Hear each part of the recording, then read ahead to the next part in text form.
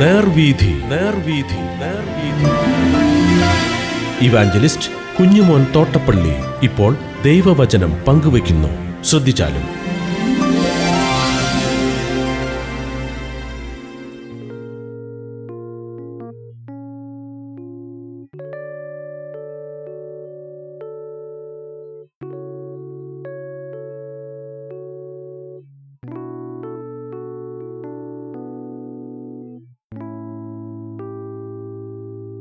വിലാപങ്ങളുടെ പുസ്തകം 5-ാം അധ്യായം. ഞാൻ വായിക്കുന്നത് ശ്രദ്ധിച്ചാലും. യഹോവേ, ഞങ്ങൾക്ക് എന്ത് ഭവിക്കുന്നു എന്ന് ഓർക്കണമേ. ഞങ്ങൾക്ക് നേരിട്ടിരിക്കുന്ന നിന്ന നോക്കണമേ. ഞങ്ങളുടെ അവകാശം അന്യന്മാർക്കും ഞങ്ങളുടെ വീടുകൾ അന്യജാതിക്കാർക്കും ആയി പോയിരിക്കുന്നു. ഞങ്ങൾ അനാഥന്മാരും അപ്പനില്ലാത്തവരും ആയിരിക്കുന്നു. ഞങ്ങളുടെ അമ്മമാർ വിധവമാരായി തീർന്നിരിക്കുന്നു. ഞങ്ങളുടെ വെള്ളം ഞങ്ങൾ വിലയ്ക്ക് വാങ്ങിക്കുടിക്കുന്നു. ഞങ്ങളുടെ വിറക് ഞങ്ങൾ വില കൊടുത്തു മേടിക്കുന്നു. ഞങ്ങളെ പിന്തുടരുന്നവർ ഞങ്ങളുടെ കഴുത്തിലെത്തിയിരിക്കുന്നു. ഞങ്ങൾ തളർന്നിരിക്കുന്നു. ഞങ്ങൾക്ക് വിശ്രാമവുമില്ല. അപ്പം തിന്ന് തൃപ്തരാകേണ്ടതിന് ഞങ്ങൾ മിസ്രയീമ്യർക്കും അശൂര്യർക്കും കീഴടങ്ങിയിരിക്കുന്നു. ഞങ്ങളുടെ പിതാക്കന്മാർ പാപം ചെയ്ത് ഇല്ലാതെയായിരിക്കുന്നു. അവരുടെ അകൃത്യങ്ങൾ ഞങ്ങൾ ചുമക്കുന്നു.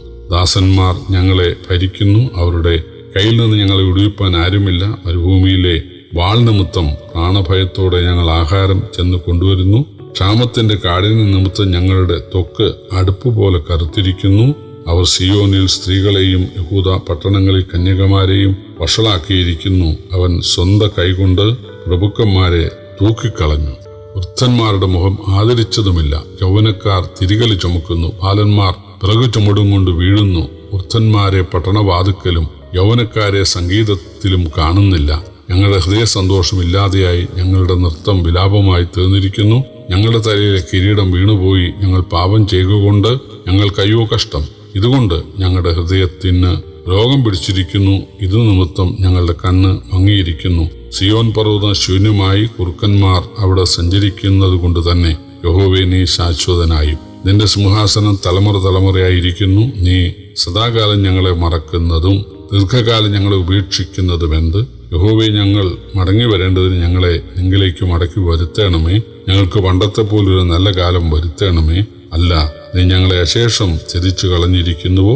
ഞങ്ങളോട് നീ അതികഠിനമായി കോപിച്ചിരിക്കുന്നുവോ? യഹൂദയിലെ ശേഷിപ്പുകളുടെ പ്രതികരണമാണ് 5-ാം അധ്യായം. 7-ാം വാക്യം പറയുന്നത് പിതാക്കന്മാരുടെ പാപം നിമിത്തമുള്ള ദൈവശിക്ഷയാണ് അവർ അനുഭവിക്കുന്നത് എന്നാണ്. 21-ാം വാക്യത്തിൽ ഞങ്ങൾ നിങ്കലേക്ക് തിരിയാം എന്ന് പറയുന്നതിന് പകരം നീ ഞങ്ങളെ നിങ്കലേക്ക് തിരിപ്പിക്കണമേ എന്നാണ് പറയുന്നത്. അത് നല്ല കാര്യമാണ്. ദൈവമാണ് നമ്മെ അകൃത്യങ്ങളിൽ നിന്ന് തിരിപ്പിക്കുന്നത്.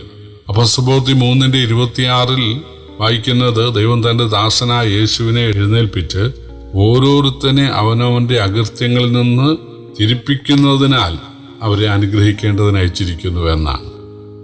പാപമോചനം മാത്രമല്ല, മാനസാന്തരവും ദൈവമാണ് നൽകുന്നത് എന്നാണ് അപ്പോസ്തലപ്രവൃത്തി 5:31 ഇസ്രായേലിന് മാനസാന്തരവും പാപമോചനവും നൽകുവാൻ ദൈവനെ പ്രഭുവായും രക്ഷിതാവായും തന്റെ വലങ്കയാൽ ഉയർത്തിയിരിക്കുന്നു. അതുപോലെ അപ്പോസ്തലപ്രവൃത്തി 11:18 പറയുന്നത്, അങ്ങനെയായാൽ ദൈവം ജാതികൾക്കും ജീവപ്രാപ്തിക്കായി മാനസാന്തരം നൽകിയല്ലോ എന്നാണ്. ഈ സത്യത്തെക്കുറിച്ച് സഖരിയ പ്രവചനത്തിലുള്ളത് അതിന്റെ 12-ാം അധ്യായത്തിന് 10-ാം വാക്യം. ദൈവം ദാവീദ് ഗൃഹത്തിന്മേലും യെരൂശലേം നിവാസികളുടെ മേലും കൃപയുടെയും യാചനയുടെയും ആത്മാവിനെ പകരുമ്പോൾ അവർ കുത്തിയവങ്കിലേക്ക് നോക്കി വിലപിക്കുമെന്നാണ്.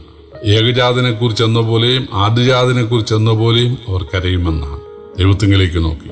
വിലാപങ്ങളുടെ പുസ്തകത്തിന്റെ അവസാനം യഹൂദ പറയുന്നത്, ദൈവം അവരെ അവനിലേക്ക് തിരിപ്പിക്കണം, അഥവാ കൃപയുടെയും യാചനയുടെയും ആത്മാവിനെ നീ പകരണം, അവരുടെ ഹൃദയകാഠിന്യം മാറ്റണം, അതിനാൽ അവരുടെ ശിക്ഷാകാഠിന്യവും മാറ്റണം എന്നാണ്. തുടർന്ന് അവരനുഭവിക്കുന്ന വ്യഥകൾ അല്ലെങ്കിൽ അവരുടെ ശിക്ഷാകാഠിന്യം അവർ അക്കമിട്ട് നിരത്തുന്നുണ്ട്. 2-ാം വാക്യം, ഞങ്ങളുടെ അവകാശവും വീടുകളും അന്യജാതിക്കാർ അപഹരിച്ചിരിക്കുന്നു. 3-ാം വാക്യം, ഞങ്ങളുടെ അമ്മമാർ വിധവമാരും ഞങ്ങൾ അനാഥരുമായിരിക്കുന്നു. 4-ാം വാക്യം, ഞങ്ങളുടെ വെള്ളം ഞങ്ങൾ വില കൊടുത്ത് വാങ്ങേണ്ടിയിരിക്കുന്നു, ഞങ്ങളുടെ വിറക് ഞങ്ങൾ വില കൊടുത്ത് വാങ്ങേണ്ടി ഇരിക്കുന്നു. 8-ാം വാക്യം, പുറജാതികളുടെ ദാസന്മാർ ഞങ്ങളെ ഭരിക്കുന്നു, ഞങ്ങൾക്ക് പരാതി പറയാൻ ആരുമില്ല. 10-ാം വാക്യം, ദാരിദ്ര്യം കൊണ്ട് ഞങ്ങൾ അടുപ്പ് പോലെ കറുത്തിരിക്കുന്നു. 11-ാം വാക്യം, യെരുശലേമിൽ ഞങ്ങളുടെ സ്ത്രീകളെ അവർ വഷളാക്കിക്കൊണ്ടിരിക്കുന്നു. 12-ാം വാക്യം, പ്രഭുക്കളും വൃദ്ധരും ഒരുപോലെ പീഡിപ്പിക്കപ്പെടും. 13-ാം വാക്യം, യൗവനക്കാർ തിരികല് ചുമക്കുന്നു, ബാലന്മാർ വിറക് ചുമന്നുകൊണ്ട് വീഴുന്നു. വാസ്തവത്തിൽ ഹൃദയഭേദകമായ, ഹൃദയം തകർക്കുന്ന കാഴ്ചകളാണ് ആ ശേഷിപ്പ് കണ്ടുകൊണ്ടിരിക്കുന്നത്. അവർ അവസാനം പറയുന്നത്, ഞങ്ങൾക്ക് പണ്ടത്തെ പോലെ ഒരു നല്ല കാലം വരുത്തണമേ എന്നാണ്. സങ്കീർത്തനങ്ങൾ നമ്മൾ വായിക്കുന്നുണ്ട്, ദൈവം തൻ്റെ ജനത്തിൻ്റെ സ്ഥിതി മാറ്റുമ്പോൾ യാക്കോബ് ആനന്ദിക്കുകയും ഇസ്രായേൽ സന്തോഷിക്കുകയും ചെയ്യും എന്ന്. യോബിൻ്റെ ജീവിതത്തിൽ യോബ് സ്നേഹിതന്മാർക്ക് വേണ്ടി പ്രാർത്ഥിച്ചപ്പോൾ അവൻ്റെ സ്ഥിതിക്ക് ഭേദം വരുത്തി എന്ന് നമ്മൾ വായിക്കുന്നുണ്ട്. ഇവിടെ ഈ ദൈവജനത്തിൻ്റെ പ്രാർത്ഥന ദൈവം കേട്ടു. അതിനാൽ ബാബേലിലെ ഭരണാധികാരികൾക്ക് ദൈവം ഒരു മനസ്സലിവ് നൽകി അവരെ മടക്കി അയച്ചു. മതിൽ പണിയാനും ദേവാലയം പണിയാനും ഒക്കെ അവർ സഹായം നൽകി. പ്രിയപ്പെട്ടവരെ, ദൈവം ബാലശിക്ഷ നൽകുന്നവനാണ് എന്ന് നമ്മൾ പാടുന്നുണ്ട്. ബാലശിക്ഷ നൽകും എന്നപ്പനെങ്കിലും ചേലെഴുന്തൻ സ്നേഹം കുറഞ്ഞു പോയിട.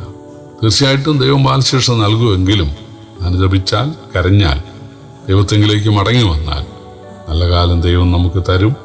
നഷ്ടപ്പെട്ടതൊക്കെ ഇരട്ടിയായിട്ട് തരാൻ ദൈവത്തിന് സാധിക്കും. ആ ഒരു പാഠം പഠിക്കുവാൻ ഈ പഠനത്തിലൂടെ ദൈവം സഹായിക്കട്ടെ. കർത്താവിൻ്റെ വലിയ നാമം വാഴ്ത്തപ്പെടുമാറാകട്ടെ.